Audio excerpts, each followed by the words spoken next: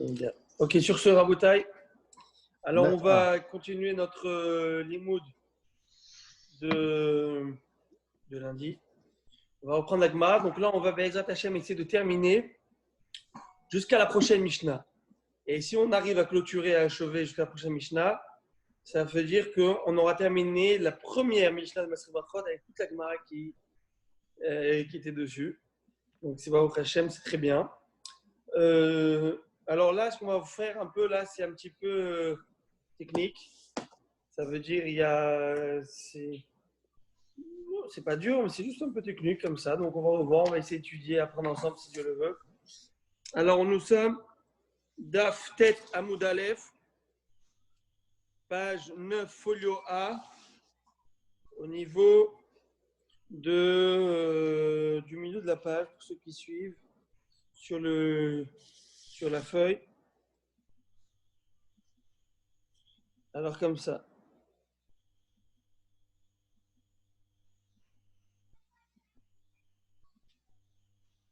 Alors, la Mishnah, la Gemara reprend les dires de Rabban Gamiel.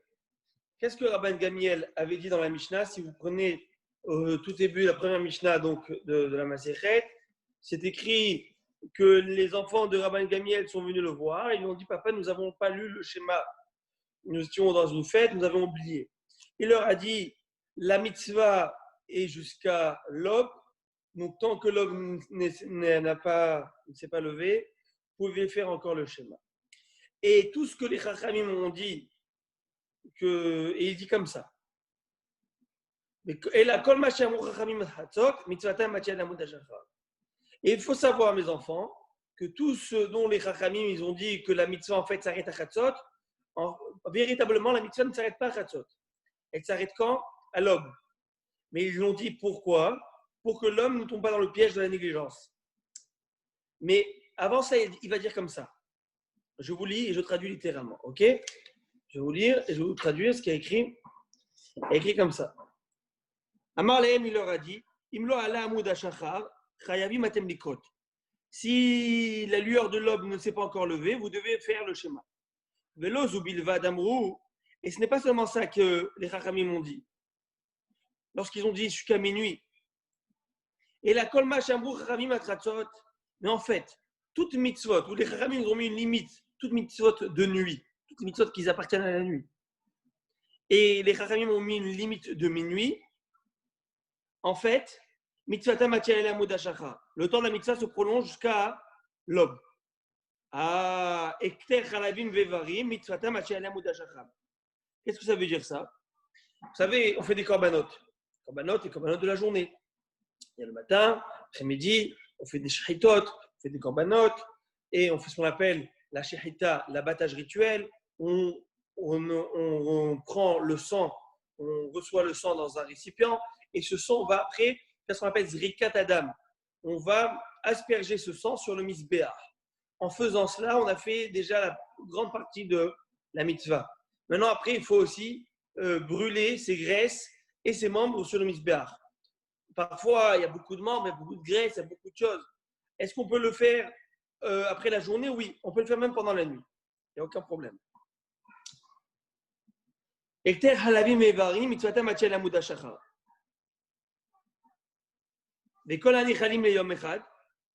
Plus encore, une autre halakha. Et tous les sacrifices qui ne peuvent être mangés qu'un seul jour, leur mitzvah est bémet jusqu'à l'aube. Je vais traduire, puis après j'explique.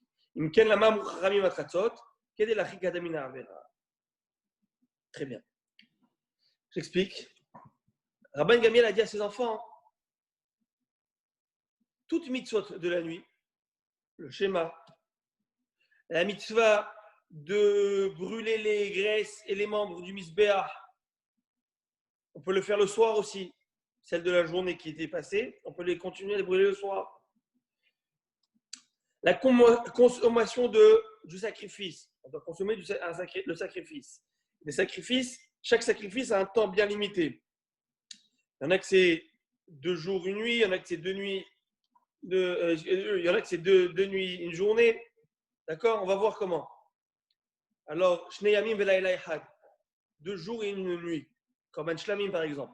Alors, quand on a la nuit, c'est quoi la journée? On peut manger la journée, puis après la nuit, puis après la journée. Il y en a que c'est que la nuit.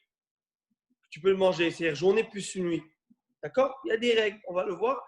Et ces règles, c'est ce que vous lisez tous les jours. Hein, dans le Rabbi Henri doit être le pro de ça parce que c'est ce qu'on lit avant le Hodou, à la prière. Avant le Hodou, on lit là-bas, c'est écrit, je vais vous le lire une petite seconde. Je sors le patard. Regardez, je sors le patard. C'est écrit juste avant le Hodou. Voilà, par exemple, le Toda, le Korban Toda, le sacrifice du Toda, le remerciement, ou le sacrifice du Nazir. Ça s'appelle des sacrifices Kadashim Kalim. Il y a des sacrifices sacrés, de haute sainteté, il y a des choses qui sont plus légères en sainteté. Et cela va faire une distinction où on peut les égorger et jusqu'à où, et où est le périmètre de consommation. Est-ce que c'est que au Beth Amidash? Est-ce que c'est que sur le parvis du temple? Est-ce que c'est Jérusalem? Selon la grandeur de la sainteté, il y a une limite. Bref, Vedaman Taoun Shte Matanot Yanarba. C'est quoi ça? Et leur sang demande 2 dons qui sont 4. Ça veut dire, c'est lorsque j'asperge le sang sur les coins du misbéach, alors à 2 reprises, mais ça va sur les 2 coins, sur les 2 côtés. Donc 2 qui font 4, de 4 côtés. Et je peux les consommer dans toute la ville. Iratika, hein, Jérusalem. Parce qu'aujourd'hui, Jérusalem, c'est Jérusalem qui a été élargi, on va dire. Hein. Lechol Adam, Bechol Machal, etc. Les Yom Valaila Tratzot. Je ne peux manger. Les Yom Valaila, c'est quoi Yom Valaila? C'est-à-dire jour et nuit, ad Tratzot. C'est quoi Tratzot? Jusqu'à minuit. Donc, je peux manger la journée. Voilà, le matin, j'ai égorgé, j'ai mangé. Je peux manger encore la nuit, mais jusqu'à quand? Jusqu'à minuit. Vous avez vu? Alors, Rabban Gamliel, il dit comme ça. Il dit tout ce que les Chachamim m'ont dit jusqu'à minuit. En fait, on n'a pas d'obligation de manger selon la Torah. La limite n'est pas minuit. La limite, c'est l'aube. Ah, mais pourquoi les Chachamim m'ont demandé ça? Pour ne pas tomber dans le piège de manger après en journée, dans le matin qui vient. C'est-à-dire que pour ne pas arriver à une négligence, les Chachamim ont demandé que ça soit fait à Tratzot. Et c'est ça qu'il dit. Je vous lis en hébreu. Et la kol ma'shamur Chachamim atratzot mitzvatam le amud hashachar. Ekter chalavim vevarim mitzvatam le amud hashachar. La combustion des graisses et des membres du korban, c'est jusqu'à l'aube. Kol ani chalim liyom echad. Tous les sacrifices dont le temps, ce n'est qu'une journée, c'est-à-dire une journée et une nuit. Ce n'est pas qu'une journée, c'est toujours une journée et une nuit. C'est jusqu'à l'aube. Si c'est comme ça, pourquoi alors les Chachamim ont bloqué et ont limité jusqu'à minuit? Réponse, quelle est la Rikadam in Avera? Afin d'éloigner l'homme de la Avera, de la faute, de la négligence, qui ne fasse pas le schéma en fin de compte, ou qui ne mange pas en temps et lieu au bon moment le korban. Très bien. Donc c'est sur cette phrase que la Gemara aujourd'hui va faire une analyse et va essayer d'approfondir ce sujet. Est-ce qu'on est bon? Jusqu'à là, c'est bon? Super. Ah, j'ai peur, moi, parce que dès qu'Henri il dit rien, c'est quelque chose qui se passe. On y va. Alors, la Gemara dit comme ça. Ve'elu achilat pesachim lo katane. Lorsque Rabban Gamliel, lorsque la Mishnah ici donne des exemples de mitzvot qui durent toute la nuit, elle parle de la combustion de sacrifice, mais elle ne parle pas du Pessah. Elle ne parle pas du Korban Pessah. Elle ne donne pas l'exemple du Korban Pessah. Mais la Mishnah ne donne pas l'exemple de la consommation du Korban Pessah. Parmi toutes les mitzvot qui peuvent être accomplies jusqu'à l'aube. Comment ça se fait? La Gemara demande sur cela, Urmin I, et on objecte sur cette la Gemara elle objecte sur cela. Elle pose une question, elle dit Ki atchema arvit ve'halel bele psachim ve'achilat pesach mitzvatam atchale amud hashachar. Il y a une braïta, c'est parler de la Mishnah, qui dit clairement que quoi? Que Kriyat Shema du soir, de Arvit, la lecture du schéma du soir, ve'halel bele psachim, et le halel qu'on dit la nuit de Pessah, ve'achilat pesach, et la consommation du sacrifice de l'anneau pascal, mitzvatam atchale amud hashachar. La mitzvah, c'est jusqu'à l'aube. Donc, c'est stipulé clairement que le Pessah, c'est jusqu'à l'aube. Comment ça se fait que dans les exemples donnés par Rabban Gamiel, il n'a pas donné aussi l'exemple du Pessah, étant donné qu'il parlait du Corban? Comme pour dire, non, le Pessah, on ne peut pas manger des mets jusqu'à l'aube, selon la Torah.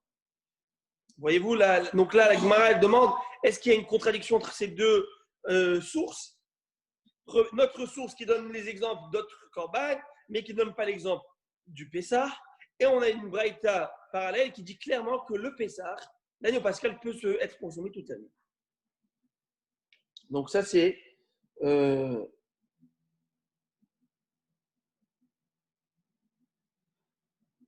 Amar Rav Yosef. Rav Yosef va répondre et va dire Lokashia. Ce n'est pas difficile.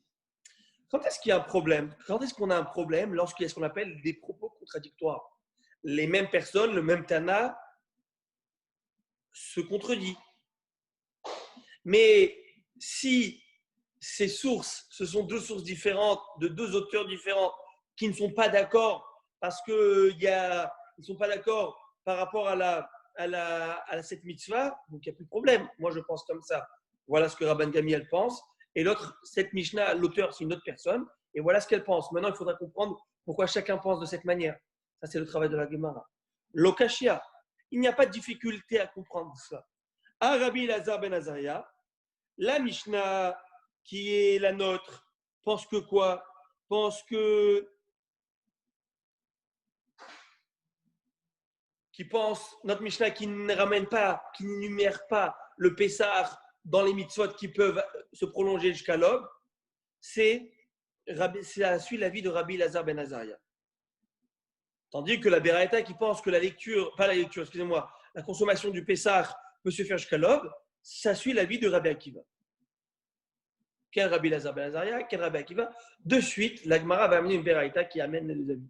Et vous allez voir que, en fait, l'avis de Rabbi Lazar ben Azaria, etc., vous la connaissez tous. Vous allez me dire, mais d'où je la connais? Parce qu'en fait, on va voir que la fille Koman aujourd'hui, ça représente le Korban Pessah, n'est-ce pas? Et on essaie toujours de manger avant une heure limite. Je ne sais pas si vous avez remarqué, on essaie de manger avant Hatzot. En fait, c'est par rapport à cela. C'est par rapport à ce point-ci. C'est incroyable que lorsque on apprend et on étudie sur des Pessah, pas d'actualité, etc., tu te dis quoi? Mais en fait, là, tu vois que tout ce que l'on fait, ça a bien une relation, il y a bien une référence. Voilà. Détania, ça a été enseigné dans une Beraïta. Que quoi? Le verset nous dit comme ça, d'accord? C'est un verset qui parle par rapport à la mitzvah de la consommation de l'agneau pascal. Vachlo tabassar balayla azé. Alors ce verset, ce pasouk, il se situe dans Parashat Shemot. Et c'est écrit Vachlo tabassar dans Parashat Bo, dans le livre de Shemot. Vachlo tabassar balayla azé. Ils mangeront la chair de la viande cette nuit-là, cette nuit-ci. Balayla azé, cette nuit-ci. Pourquoi la Torah nous dit Balayla azé? Qu'est-ce que ça veut dire? Rabbi Elazar ben Azaria Omer, Rabbi Elazar ben Azaria nous dit Nehemar kan Balayla azé. C'est écrit au sujet de la consommation du Korban Pessah, Balayla azé, vous mangerez dans cette nuit-ci. Mais Nehemar le Halan, et c'est écrit plus bas dans la paracha lorsque Dieu dit je vais passer en terre d'Égypte et je vais frapper cette fameuse plaie de la mort des premiers-nés. Va avanti beretz mitzaim Balayla azé. Et je passerai sur la terre d'Égypte, à travers la terre d'Égypte, cette nuit-ci, cette nuit-là, pour frapper tous les premiers-nés. Quand est-ce que c'était, souvenez-vous? C'était quand? Quand est-ce que le bon Dieu, quand est-ce que Moshe il avait dit, Hachem il a dit à Moshe, Rabbeinu, je passerai et frapperai les Égyptiens? On l'avait étudié au début du traité.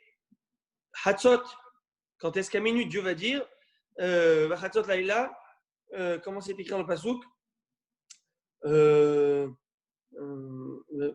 l'avait étudié plus bas. Je vais vous lire les versets qui sont ramenés. D'accord? Tout de suite. C'est écrit.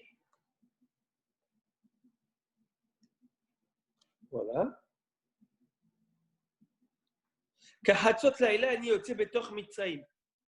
Dieu va dire, à minuit, je vais sortir, entre guillemets, passer à travers le pays d'Égypte et frapper les Égyptiens. Et c'est écrit là-bas, Balaïla Azé. Balaïla Azé, c'est quoi? Cette nuit-ci. Et cette nuit-ci fait référence là-bas à quel moment? À minuit, parce que le bon Dieu, cette nuit-ci, il te dit à minuit, cette nuit-ci, je vais passer envoyer cette plaie. Donc, je comprends que quand le bon Dieu nous dit cette nuit-ci, ça fait référence à quoi? À minuit. Et on retrouve le même terme par rapport à la consommation de la viande. Vous mangerez cette nuit-ci. Donc, il y a ce qu'on appelle une notion de Gezerah Shava. Rabbi Henrique, vous qui lisez avant Odou tous les matins, c'est écrit Rabbi Ishmael Omer. Rabbi Ishmael nous enseigne Bishlosh Esremidot à Torah Nidreshet. 13 manières de décrypter la Torah. Kalva Chomer, le raisonnement, a fortiori, et Xera Shava. Mais Xera Shava, c'est quoi Xera Shava? C'est ce qu'on appelle, dans la Torah orale, il y a ce qu'on appelle des études par analogie de termes. On retrouve ce terme, on retrouve le même terme quelque part d'autre. Si mon maître m'a enseigné, que Moshe Rabbeinu lui a enseigné, etc., que ce terme-là est venu te dire que les mêmes lois qui sont ici, les mêmes paramètres qui sont là, on les retrouve ici, et la Torah n'a pas voulu répéter chaque chose, mais de cette manière, elle t'a enseigné. Et là, elle a voulu nous dire que quoi? Que la consommation du Korban Pessah, c'est jusqu'à minuit. D'où tu le sais. Et écrit Balaïla Azé, cette nuit-ci. Et alors? Et écrit Balaïla Azé juste avant par rapport à la plaie. Et par rapport à la plaie, Balaïla Azé fait référence à minuit. Donc, c'est la même chose. Oui, Rabbi Henri. Parce qu'après minuit, c'est l'autre jour. Non. Chez nous, l'autre jour, c'est l'aube. C'est plutôt. Oui, mais ce n'est pas la nuit de ce jour. Oui, mais c'est comme ça que ça marche toujours. Mais même avant minuit, c'est déjà la nuit. Même avant minuit, c'est déjà la nuit, sauf que c'est la moitié de la nuit. Maintenant, alors Rabbi Elazar ben Azaria Omer, Rabbi Elazar ben Azaria dit, c'est écrit ici à ce sujet que par rapport à la consommation de la viande cette nuit-ci, par rapport au fait que Dieu va traverser le pays d'Égypte, c'est écrit de même que là-bas, à propos de la plaie des premiers-nés, c'est à minuit, ainsi ici, c'est jusqu'à minuit. Amalé, Rabbi Akiva. Rabbi Akiva va lui dire, il va lui rétorquer, il va dire, je ne suis pas d'accord. Pour quelle raison? Mais c'est écrit clairement, et vous mangerez quoi? Le sacrifice de Korban Pessah à la hâte. Hipazon, c'est de manière accélérée, rapide. Hipazon. Je vous lis le pasouk. Vekacha tochelu oto. De cette manière, vous le mangerez. Motnechem chagurim. Lorsque vous avez les ceintures, le pantalon fermé, enfin la ceinture. Na'alechem beraglechem, les chaussures aux pieds, votre bâton dans la main. Bref, vous le mangerez behipazon. Vous le mangez de manière hâtive. Pesachul Hashem, c'est le Pesach d'Hashem. Donc, c'est écrit de manière hâtive. C'est quoi ça? Vous le mangerez de manière hâtive. Qu'est-ce que ça veut dire, ça? Alors, Chachamim nous comprennent d'ici, Rabbi Akiva comprend d'ici, que vous mangerez le korban. C'est quoi de manière hâtive? Quoi, le manger vite? Ça veut dire vous le mangeriez, le korban, jusqu'à l'heure du chipazon, jusqu'à l'heure de la hâte. Chipazon, c'est la hâte, où les choses sont faites de manière rapide. C'est quoi? C'est l'aube où nous sommes sortis d'Égypte rapidement. Dès qu'il y a eu la première lueur de l'aube, on est parti. On n'est pas resté une seconde de plus. Donc vous le mangez jusqu'au moment du ripazon. C'est comme c'est écrit. C'est quoi le manger à la hâte? Au moment de la hâte. C'est quoi le moment? C'est l'aube. Et c'est ça toute la nuit. Lorsque la Torah te dit, vous le mangerez cette nuit-ci, c'est cette nuit-ci jusqu'à l'aube. Prends la ligne. Ripazon. Alors, si c'est comme ça, là, la Gemara pose une question. Enfin, c'est lui-même. La Gemara, elle va dire, plutôt Rabbi Akiva, il dit Imken matalmud lomar balayla. Selon ton avis, Rabbi Akiva, où c'est écrit chipazon, lorsqu'il écrit vous mangerez hâtivement, en fait, c'est jusqu'à l'heure de la hâte, c'est-à-dire l'aube. Pourquoi la Torah avait besoin de me dire alors juste avant, dans un verset qui est juste avant, le verset où on a vu vous mangerez cette viande cette nuit? Pourquoi tu as besoin de me dire cette nuit? Dis-moi simplement, vous le mangerez à la hâte, et si je comprends que jusqu'à l'heure de la hâte, eh bien, je comprends que c'est la nuit. C'est jusqu'à la fin de la nuit. Pourquoi tu me dis, vous le mangerez cette nuit-ci, et puis après tu me dis, vous le mangez jusqu'à l'heure de la hâte? Si pour toi l'heure de la hâte c'est l'aube, eh bien, je comprends que c'est la nuit, non? Qu'est-ce que tu as besoin de me dire cette nuit-ci? Il n'y a pas un mot en plus dans la Torah. Et donc toi, pour moi, Rabbi Elazar ben Azaria, je comprends pourquoi il y a écrit cette nuit-ci. Parce que cette nuit-ci fait référence à une autre nuit qui s'appelle cette nuit-ci, ou c'est minuit, pour faire ce qu'on appelle l'analogie. Mais pour toi, où ripazon veut dire jusqu'à l'aube, tu n'as pas besoin de me dire vous mangerez la viande jusqu'à cette nuit-ci, je n'ai pas besoin de ce verset. Et il n'y a pas un mot dans la Torah en plus. Alors, il dit, tu sais pourquoi la Torah m'a dit et m'a stipulé clairement cette nuit-ci aussi, alors que j'aurais pu le savoir déjà du fait qu'il y a écrit vous le mangerez jusqu'à l'heure de la hâte, qui est jusqu'à l'aube. Vous me suivez, Rabotaï, ou pas? Réponse. Si c'est comme ça, pourquoi dire dans la nuit? Yachol yenechal kekodashim bayol. Talmud lomar balayla. Balayla unechal velo bayol. Très, la Gemara va expliquer, Rabbi Akiva, en fait, il explique comme ça.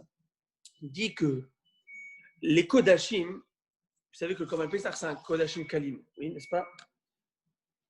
Dont on le sait, c'est écrit à Maaser, à Bechor, à Maaser, à Pessah, le Bechor, le Maaser et le Pessah, Kodashim Kalim. Ce sont des Kodashim légers. Et on peut l'égorger dans tout le parvis. Il n'y a pas d'endroit spécial, etc. Sauf que,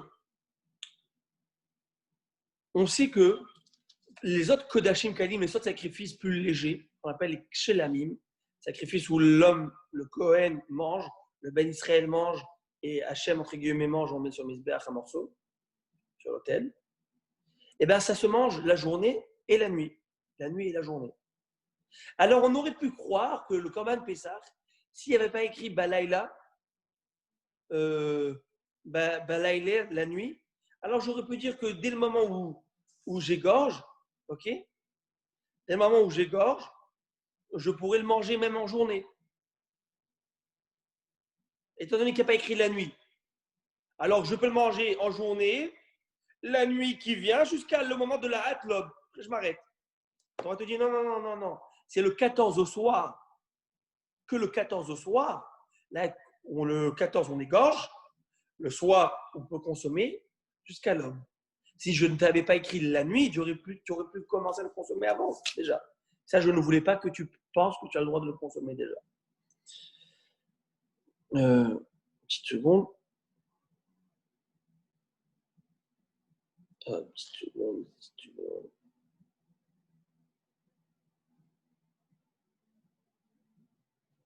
Alors, par rapport à ça,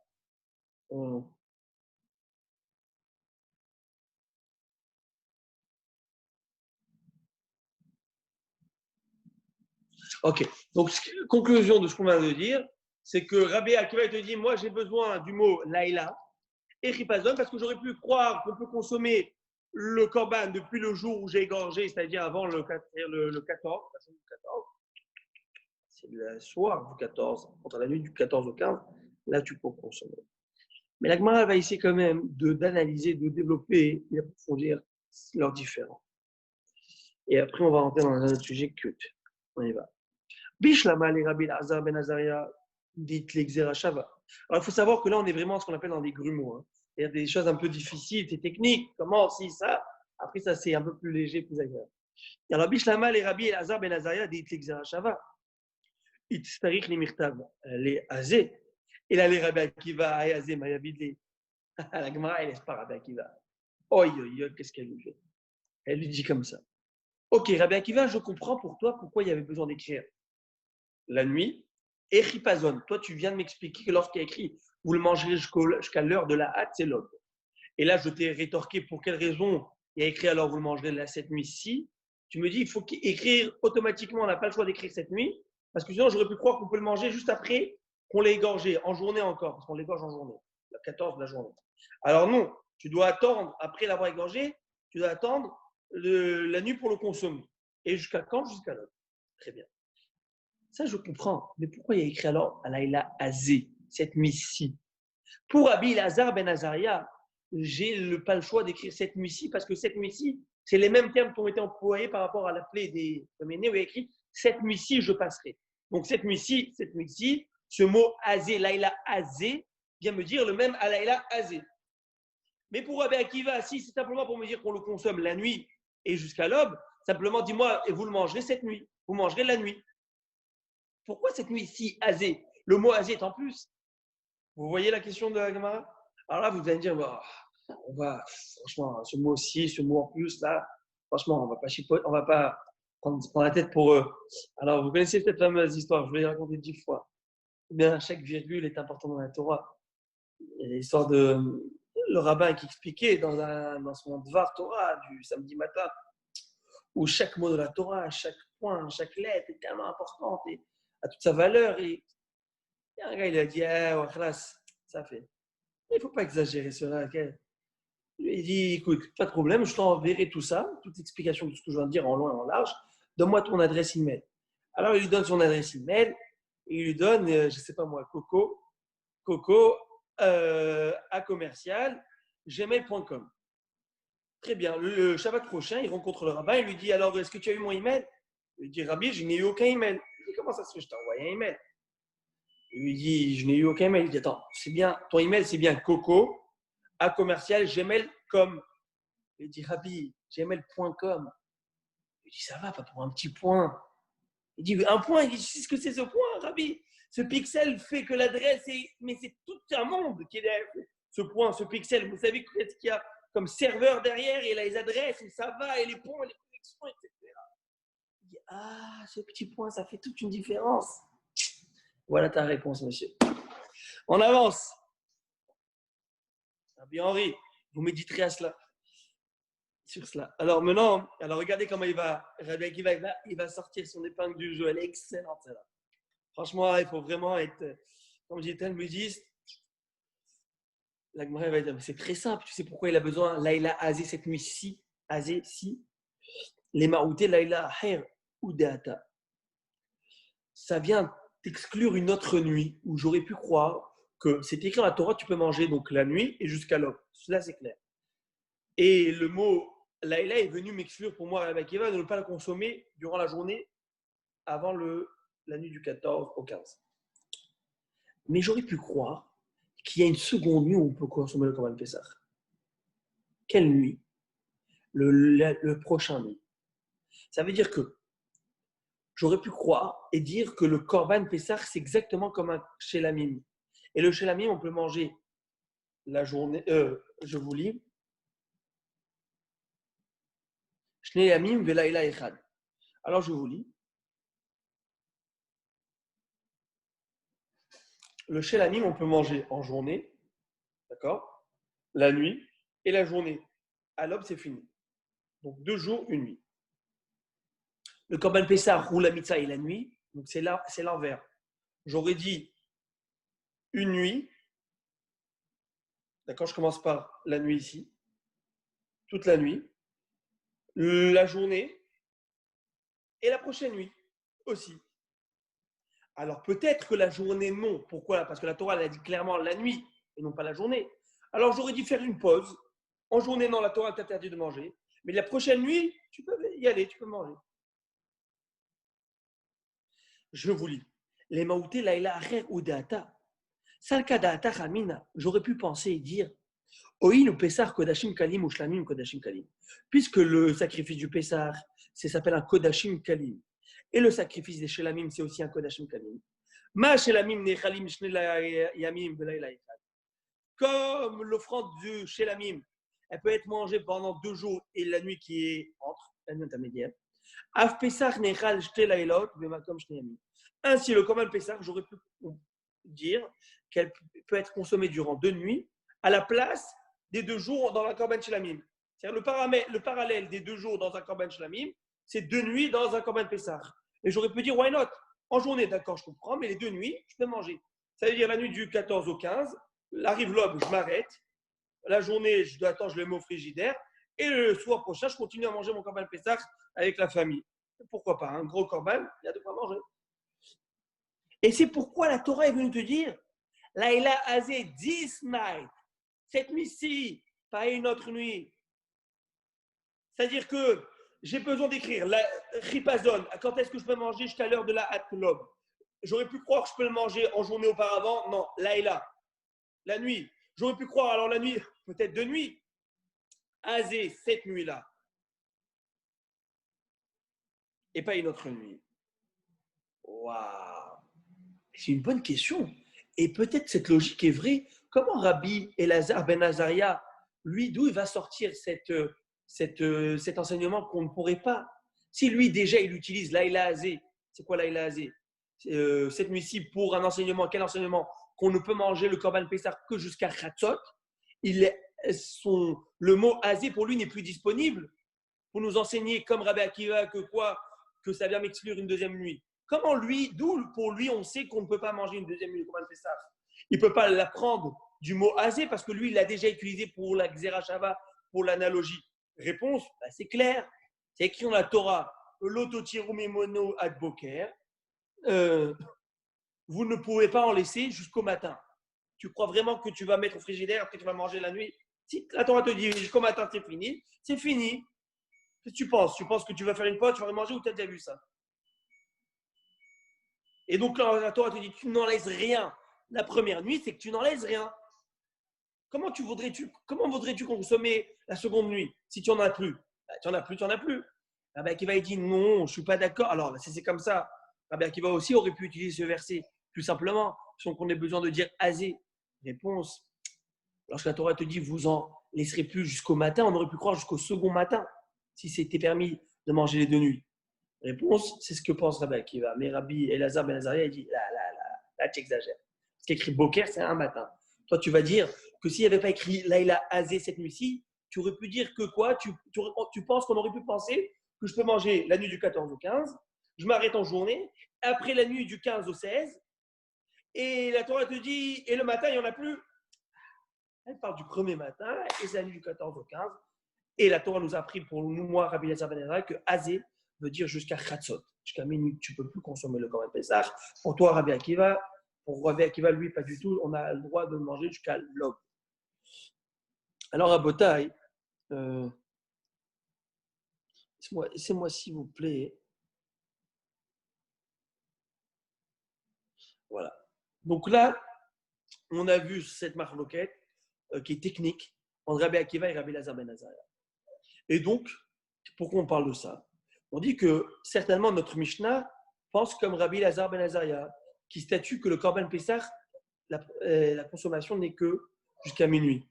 Pourquoi? Parce que le Rabban Gamé, lorsqu'il a donné des exemples, et lorsque la Mishnah a donné des exemples, et a dit, vous le savez, que toute mitzvot qui s'arrête jusqu'à minuit, en fait, ne s'arrête pas jusqu'à minuit, s'arrête jusqu'à l'aube, mais les Khatamim ont mis pour stopper. Elle a donné des exemples comme la mitzvah, la combustion du sacrifice, comme la consommation de korban, mais elle n'a pas donné le korban Pessah. Pourquoi? Parce qu'elle doit penser comme Rabbi Elazar ben Azaria que la vraie, selon la halakha, c'est jusqu'à minuit maximum, selon la Torah, non pas selon la Khatamim, mais selon la Torah. Très bien. Et la Gemara va tenter de faire quoi? Elle va tenter de faire un rapprochement entre cette divergence, marloquette, entre Rabbi Elazar ben Azaria et Rabbi Akiva, avec deux autres Tanaïm, on retrouve apparemment la même marloquette. Vraiment la même chose. Et vous allez voir comment on retrouve cela. C'est très intéressant. Vous me permettez une petite seconde?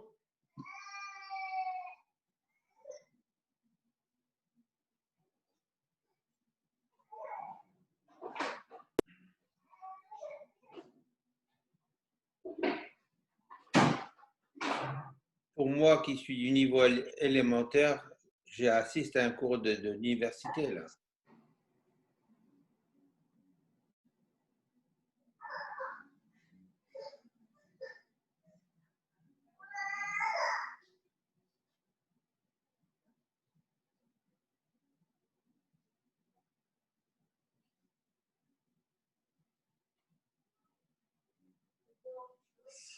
Là.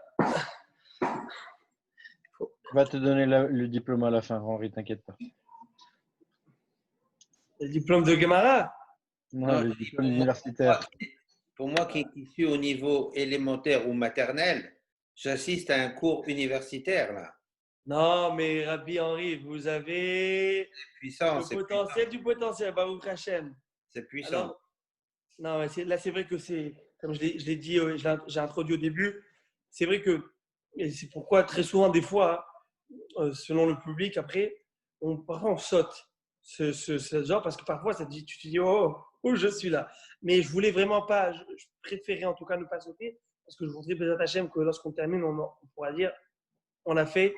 Après, c'est sûr que parfois, ça arrive, ça m'arrivera, j'imagine, que je vais mettre ce qu'on appelle une pause. C'est-à-dire, je vais sauter, mais je reviendrai après qu'on ait pris plus déjà d'habitude. Alors, Baruch Ata Adonai, Elohim melech haolam shehakol nהיה b'doro.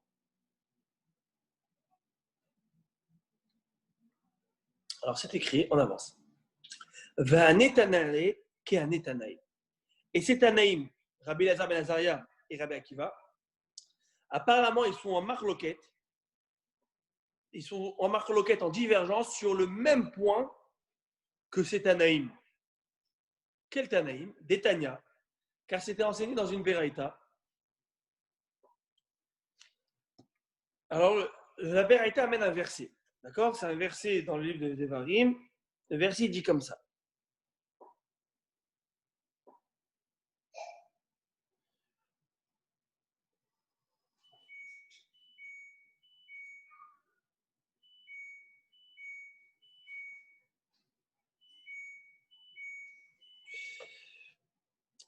Sham Tizbach est à Pesach Ba'arev Kevo Hashemesh Moed Zetra Mimitzrayim.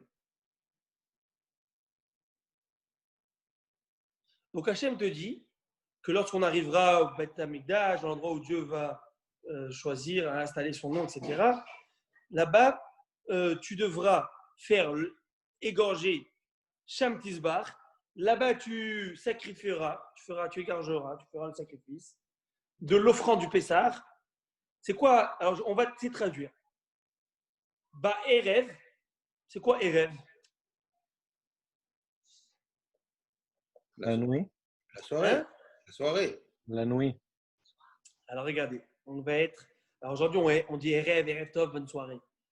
Mais on va être dans la sémantique. On va essayer de comprendre l'étymologie de chaque mot. Erev, où se couche le soleil? Où se lève le soleil? À l'est. Hazak, et il se couche à l'ouest. Dès son zénith, dès le moment où il est au zénith, à midi, le soleil commence à s'incliner vers l'ouest, vers le Erev, Ma'arav. Dès le moment où il commence à s'incliner, où on est dans l'après-midi, ça s'appelle en hébreu, dans le vrai hébreu, Erev. Il y a le début du coucher, où il va vers son coucher. Et il y a le coucher complet, qu'il s'appelle dans le verset Kevo Hashemesh. Vo Hashemesh, où le soleil est venu, c'est-à-dire il a couché. Vous savez, vous avez beaucoup entendu ce terme, Ben Arbaïm, non? On le lit tous les jours. C'est écrit tous les jours. Vous écrit ça. Et ta kevesh chatase baboker et ta kevesh hashinitase ben arbaim. N'est-ce pas? Vous ferez ce korban ben arbaim. Ben arbaim. C'est quoi ben arbaim? C'est le korban de l'après-midi. Entre arbaim. C'est quoi arbaim? Entre les deux erev. Dès l'inclinaison, c'est l'après-midi. Et dès qu'il se couche, c'est le deuxième erev. C'est le deuxième coucher où on est complètement. Là, le terme choisi dans le verset, c'est Bo Hashemesh. Bo Hashemesh, c'est quand le soleil se couche. Mais ça peut se dire aussi Erev. Il y a deux Erev. Arbaïm, c'est deux Erev. Ben Arbaïm, entre les deux Erev. Au moment d'inclinaison et jusqu'à la fin. Oui? Exactement. Exactement. Donc, depuis l'après-midi, dans la Torah, ça s'appelle Erev. Alors, apparemment, là, dans ce verset, il y a combien de moments? Il y a 3 moments. La Torah, elle te parle de 3 moments dans un verset. Elle te dit, là-bas, au Beth Amikdash, tu vas sacrifier l'offrande de Pessah, Ba'erev, donc dans l'après-midi. C'est vrai que c'est dans l'après-midi du 14 qu'on égorgeait. Après, écrit Kebo Hashemesh, quand le soleil se couche. Donc, on parle du coucher du soleil, c'est-à-dire la sortie des étoiles. Et après, écrit Mo'et Zetra Mimitzrayim, au moment de ta sortie d'Égypte. Fais-le, ça rappelle le moment de ta sortie d'Égypte. Tu le feras au moment de la sortie d'Égypte. C'est quand que nous sommes sortis d'Égypte? À l'aube. Le matin. Oui. Alors attends, tu sacrifies quand exactement? C'est quoi l'histoire? Ba'erev, tu vas le sacrifier. Ba'erev, Kebo Hashemesh, en après-midi, lorsque le soleil se couche, au moment de ta sortie d'Égypte. Alors comment ça marche? Rabbi Eliezer Omer, Rabbi Eliezer nous explique. Baerev à ta sauver. Quand il écrit Baerev dans l'après-midi, c'est l'après-midi du 14 Nissan, tu dois sacrifier. Tu fais le korban, tu égorges. À ce moment-là, tu vas mettre ce qu'on appelle asperger le sang, etc. Uchevo à Shemesh, et dès que le soleil s'est couché, la nuit, à ta ochel, tu manges le korban. Ou moed, tzetra mimitzraïm, et au moment de ta sortie d'Égypte, à ta soref, tu brûles. C'est écrit que le korban, c'est écrit dans le korban, velototiru memeno ad boker, vous ne nous en laisserez pas jusqu'au matin, vanotam memeno ad boker, baeshi saref. Et ce qui reste, tu devras le brûler. Donc les restes, tu les brûles quand? Moed, c'est prêt au moment où on est sorti d'Égypte, le matin. Alors là, on va voir que Rabbi Yoshua, c'est celui qui est en marloquette, en divergence avec lui, ici, on va le ramener. Apparemment, il dit la même chose. On va essayer de comprendre ce qu'il est en train de rajouter. Rabbi Yoshua Omer, Rabbi Yoshua dit Baerev, l'après-midi, comme on a vu, à ta zover, tu sacrifies. Kebo Hashemesh, à ta ochel, après la couche du soleil, tu manges. Donc, jusqu'à là, apparemment, c'est la même chose. Vadmatai, à ta ochel, veoler. Et jusqu'au moment, Vadmatai, et jusqu'à quand? Jusqu'à quel moment? À ta ochel, veoler. Tu peux continuer à manger. Jusqu'au moment de l'aube. Regardez la différence des propos. Je répète. Rabbi Eliezer nous dit Baerev, en après-midi, tu égorges. Le coucher du soleil, sorti des étoiles, tu manges. Moi, et et le matin, tu brûles. Rabbi Yoshua, il dit tu sacrifies en après-midi, tu le manges en soirée et tu continues de le manger jusqu'au moment de ta sortie d'Égypte, l'aube. C'est quoi la différence? La Gemara va tout de suite expliquer la différence. Et c'est quoi la. Donc, là.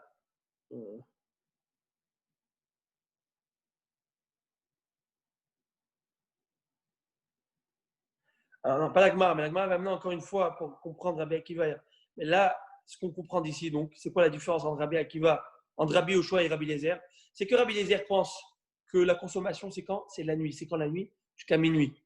Le matin, après minuit, tu arrêtes de manger. Quand est-ce que tu le brûles? Le matin. Rabbi Yoshua, il dit non, le matin, tu le brûles, c'est vrai. Mais jusqu'à quand tu peux le manger? Jusqu'au matin.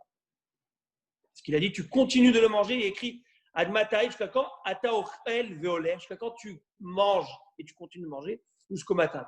Rabbi Eliezer a dit Moed Setrami Mitraïm, la sortie d'Égypte, c'est seulement la sortie d'Égypte qui est l'aube. À ce moment-là, tu brûles.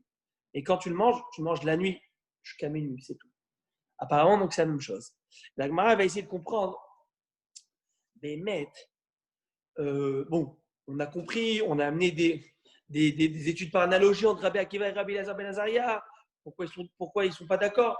Mais la Gemara va amener autre chose. Amar Rabbi Abba. Rabbi Abba nous enseigne. Akol modim, ksheni galou Israël, mimitzrei, uloni galou là-bas. Tout le monde est d'accord. Rabbi Akiva nous explique qu'en fait, Rabbi Abba, excusez-moi. Rabbi Abba nous enseigne qu'en fait, tout le monde est d'accord. C'est-à-dire Rabbi Akiva, Rabbi Eliezer ben Azaria, tout le monde est d'accord que quoi? Que les béné Israël, ils ont été libérés le soir. Déjà le soir, ils ont été libérés. Comme c'est écrit dans le verset, Hachem, ton Dieu, t'a fait sortir d'Égypte pendant la nuit. Donc déjà la nuit, on a eu la permission des Égyptiens de quitter. Alors on va voir comment ça s'est passé. Mais quand est-ce. Alors je la raconte rapidement, ok? Quand est-ce que c'était là les premiers-nés en train de mourir? Paro, il est en stress, lui-même premier-né, il fonce vers Moshe Rabbeinu. Il dit à Moshe Rabbeinu, où partez? Il lui dit, je veux que t'écoutes dire, Allélu Avdé, Hachem velo Avdé Paro. Louer les serviteurs de Dieu et non pas les serviteurs de Pharaon. Dis-le, je veux t'écouter dire ça. Ou tu nous libères à ce moment-là. Et là, il va dire, Allélu Avdé Hachem velo Avdé Paro. Vous n'êtes plus mes serviteurs. Hachem va faire à ce moment-là un miracle, que sa voix elle va être en haut-parleur pour toute l'Égypte. d'ici le haut-parleur. Et à ce moment-là, on est libéré, libre. Libéré, c'est ce fameux chant-là qui chante les enfants. On est libéré. Est-ce que nous sommes sortis? Bon Dieu nous a dit personne ne sort jusqu'au matin. Nous ne sommes pas des voleurs, nous on sort la tête haute, la classe. On va sortir comme des voleurs la nuit là. Laisse-nous tranquille. Très bien. On doit finir le corban, nous. Alors quoi?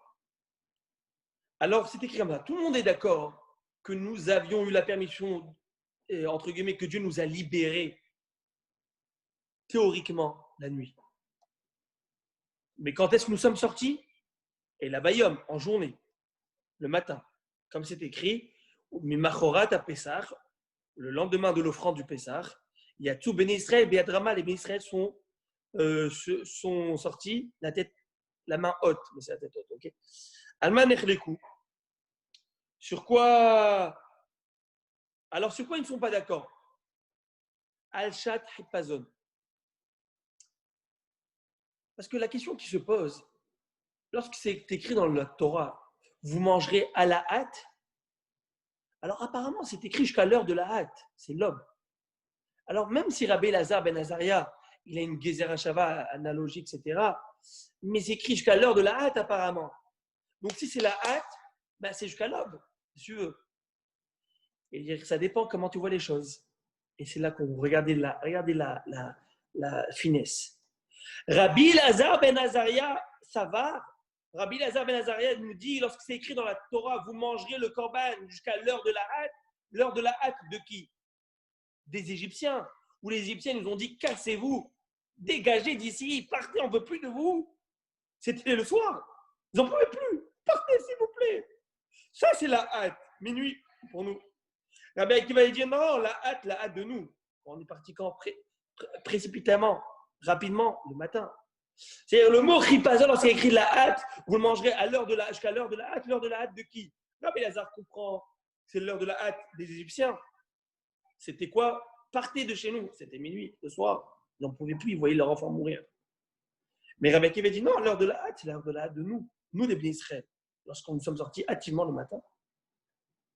Incroyable, hein? Donc ça veut dire que c'est ça que nous enseigne. Selon Rabbi Lazar ben Azaria, lorsqu'il mange jusqu'à l'heure de la hâte, avec les compréhensions du texte par analogie. Et donc je comprends que lorsqu'écrit ici Chipazon, à la hâte, c'est la hâte des Égyptiens. Pour Rabbi Akiva, la hâte, c'est pas la hâte des Égyptiens, c'est la hâte des Bnei Israël. Et voilà une braïta qui va corroborer les paroles de Rabbi Abba. Tanya Namiachi. C'est écrit dans la braïta. Otiacha Hashem Elokecha miMitzrayim laïla. Hashem, ton Dieu, t'a fait sortir pendant la nuit. Est-ce que vraiment la nuit Dieu nous a fait sortir? Mais comment ce verset peut nous dire une chose pareille? Pourtant, c'est clairement écrit dans un autre verset que c'est que le lendemain de la consommation du Korban Pessah, le lendemain du Korban Pessah que nous sommes sortis, la main haute. Et là, mais la mettre, c'est Trilalem à Geulam Baerem. Mais ça nous enseigne qu'en fait, c'est déjà la nuit qu'on, théoriquement, la Géoula a commencé. Où il nous a déclaré libre, il nous a affranchis. Par où nous a affranchis? Bien sûr, Akadosh Baruch Hu nous a affranchis de la main du pharaon depuis la nuit. Et nous sommes sortis d'Égypte le matin. Le fait que la Gemara a parlé de tout ça techniquement pour la halakha, alors là, elle va ouvrir une petite parenthèse qu'on aime bien sur la Haggadah, des enseignements sympathiques par rapport à la sortie d'Égypte. Étant donné qu'on a ouvert la parenthèse, alors la Gemara va parler de cela, des choses intéressantes. J'espère que tout est clair, que tout est beau. On a compris la divergence entre Rabbi Akiva, Rabbi Lazar ben Azaria, superbe. Ici, il y a un verset de Parashat Bo qui dit quoi? Pourquoi la main haute et la tête haute?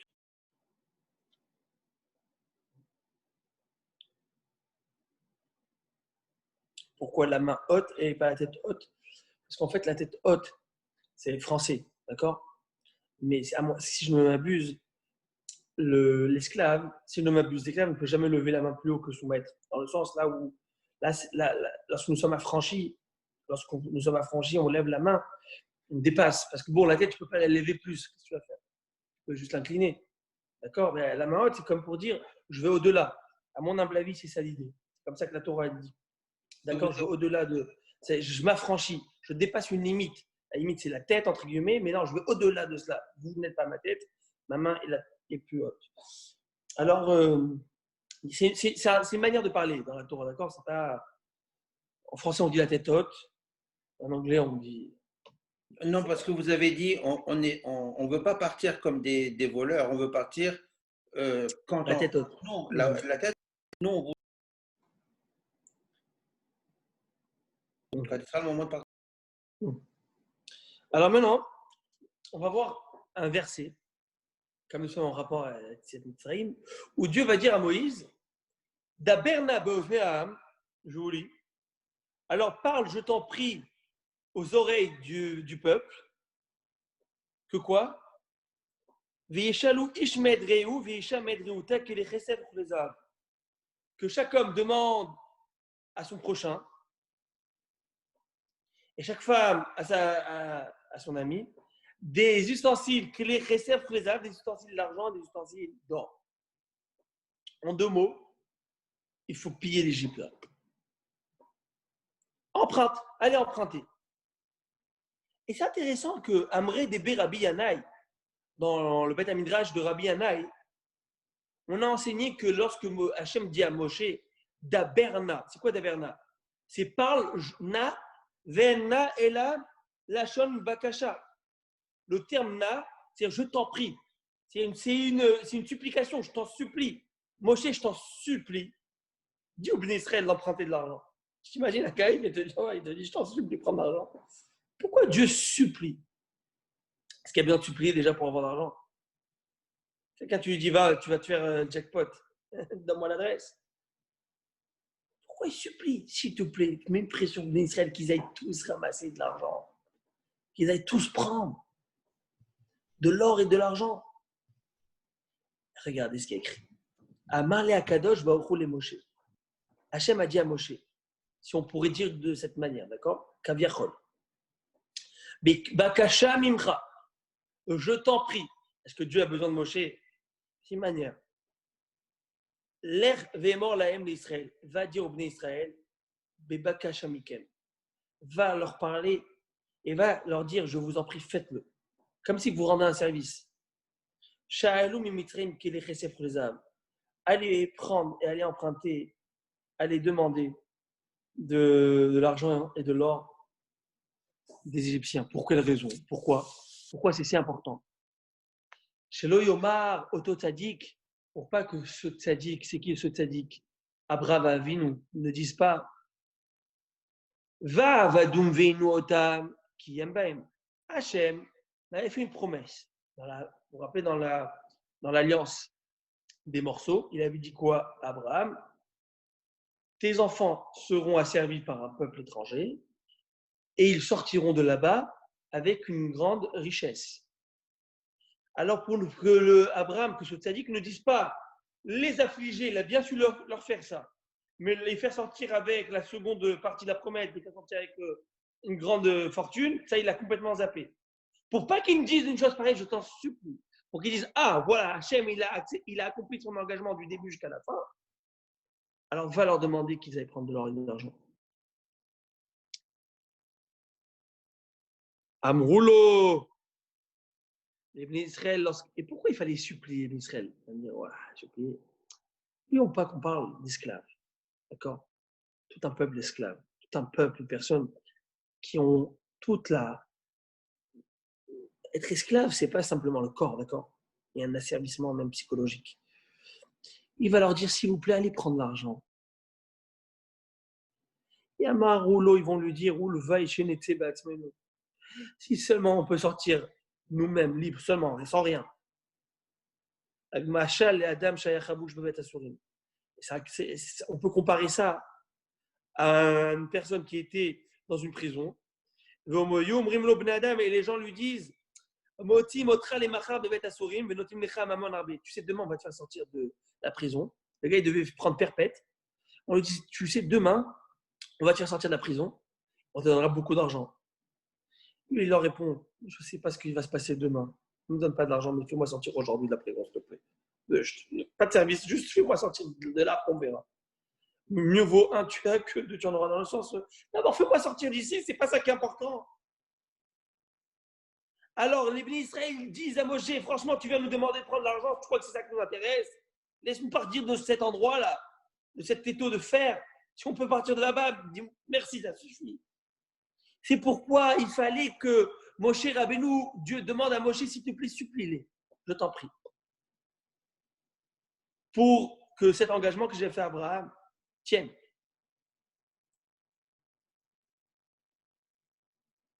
Alors c'est écrit à ce propos, écrit Vayashilum, et ils leur prêtèrent.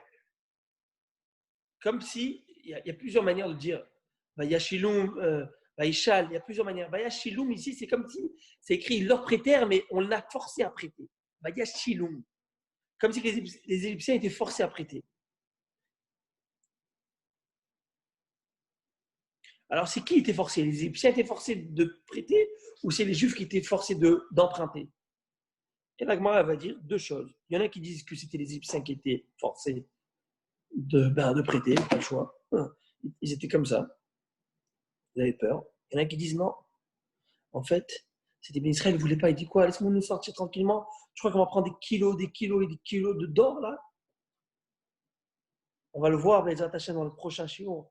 Même maintenant, on va le terminer tout de suite. Vous savez qu'on va terminer. Ouais. On va le voir le prochain shiur, on va expliquer. Mais ils ont vidé, ils ont pillé l'Égypte. Même ce qu'ils avaient laissé, les Égyptiens l'ont amené avec eux. Pendant on appelle ça quand les Égyptiens sont partis. La poursuite. Pendant la poursuite, j'ai dit pendant la poursuite, ils sont habillés, ils sont ornés. Les Armaïs croyaient qu'ils allaient venir vainqueurs, beaux gosses, costume lunettes de soleil. Et revenir comme ça avec tous les bijoux. Et ils attendaient juste, les photographes attendaient à l'entrée là-bas. Ils n'ont pas compris qu'ils sont, en tout cas, ils ont pris cher. Et tous ces bijoux, ils étaient à la sortie d'Égypte, à la traversée de la mer Rouge. Il y avait énormément d'or et d'argent. Il faut savoir que le Midrash va nous dire que celui qui a pris le moins d'argent et d'or est sorti avec 90 ânes chargés d'or et d'argent. Pas mal, hein? Je crois et Parashat Korah, voilà, Korah, Amin Hashamim, c'était le plus riche de tous.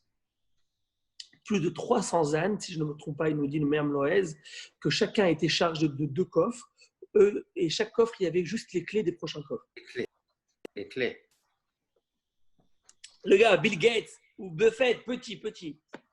Korah, il avait tout. Bolo, genre la métier. Oh, qu'est-ce que tu cherches? Les honneurs. Parce que tu as tout, il faut le pouvoir. Le pouvoir, ça, c'est une soif incroyable. Après que tu as l'argent, tu as fait, maintenant on va dire président d'un pays. On peut faire des towers, on peut faire ce que tu veux, mais il faut devenir président. Mais on l'aime bien ce président, on l'aime bien. Et finalement, cet or-là, il a servi à faire le veau d'or après. Ça, c'est sûr pour tous. Mais Korah, il a tout perdu. Il a tout perdu. Il a été englouti. Et la paracha cette semaine, mais Hashem. Alors, est-ce qu'on va se voir à la synagogue? Allez, Khazak. Merci Rav. It was a pleasure for me to learn with you. C'était un super agréable. Allez, Kol Tov, bye bye. Toujours un plaisir. Bye bye.